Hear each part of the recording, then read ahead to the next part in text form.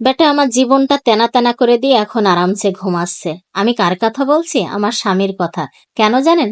প্রত্যেকটা স্বামী বিয়ে করে নিয়ে এসে মনে হয় একবারে সে বেঁচে গেছে, কারণ এনে সংসারে ফেলতে পারলে সব দায়িত্ব তার।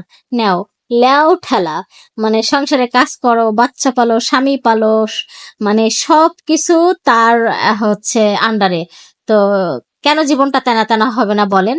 আর এই সংসারের একঘেয়েমি কাজ করতে করতে করতে না, মহিলা মানুষ পুরো ক্লান্ত, মানে পুরো টায়ার্ড হয়ে গেছে। আমার তো ভালো লাগে না, আমি জানি না কার কেমন লাগে। মানে প্রতিদিনই এই একই কাজ, প্রতিদিনই একই কাজ, মানে আর কত ভালো লাগে বলেন? এগুলো করতে করতে আসলে এই জীবনটা তেনা তেনা হয়ে গেছে, কিন্তু কিছু করার নেই। আর মানে সংসার জীবন মানেই জীবন বাঁধা, কিচ্ছু করার আছে? কিচ্ছু করার নেই। এখন সে হাত পা বেঁধে বলে তুমি খুব মার খেতে পারো, তা কিভাবে? আসলে হাত পা বেঁধে মারলে মার না খেয়ে কি করব বলেন? তো আমাদের হচ্ছে মহিলা মানুষের হাত পা বাঁধা, কিছু করার নেই। মরো বাছাই সংসার করতে হবে, পরের বাড়ি করতেই হবে, কিচ্ছু করার নেই। তো সেই ক্ষেত্রে দেখা যায় সব দায়িত্ব নিতেই হবে, পালন করতেই হবে।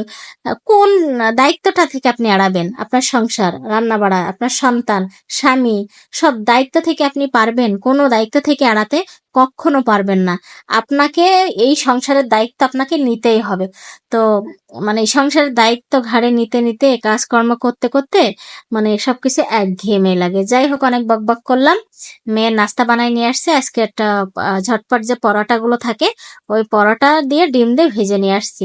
মানে এত কাজ করতে করতে না, আয়োজন করে অনেক কিছু বানাই দেবো সেটার ইচ্ছাই করে না। যাই হোক, সেটা খাওয়াই নিছি। কিছুক্ষণ পরে আবার একটু ফল খাবে।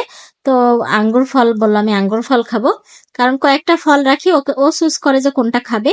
তো সেভাবে ওকে দেয়া হয়। আঙ্গুর ফল খাওয়াই নিয়েছি, নিয়ে রেডি টেডি হয়েছে, এখন মেয়েকে স্কুল নিয়ে যাব।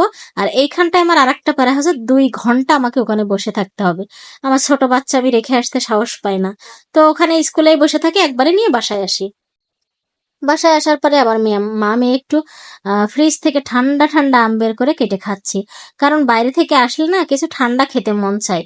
তো যেহেতু আম একদমই ঠান্ডা, তা বের করলাম, বের করে কেটে নিয়েছি, দুই মাপো খাচ্ছি। এখন রান্না বাড়া করব, মানে একটা মাথায় প্রেশার। যাই হোক, রান্না বাড়া আমার শেষ।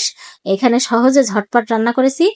শাক সেদ্ধ করেছি, ঢেঁড়স সেদ্ধ করেছি, মরিচ ভর্তা করেছি, কচুর শাক তেলের পর দিয়েছি, মানে রান্না করেছি, পটল ভাজা করেছি, ভাত রান্না করেছি, তাও কত কিছু করেছি দেখেন, ঝটপট রান্না বান্না শেষ।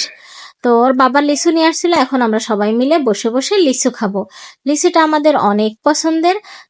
আর লিচু বলতে না, মেইন হচ্ছে আমরা সিজনাল ফলটা আমরা প্রচুর মানে খাওয়ার চেষ্টা করি, কারণ সিজনাল ফলটাই হয় কি, ফরমালিন কম থাকে।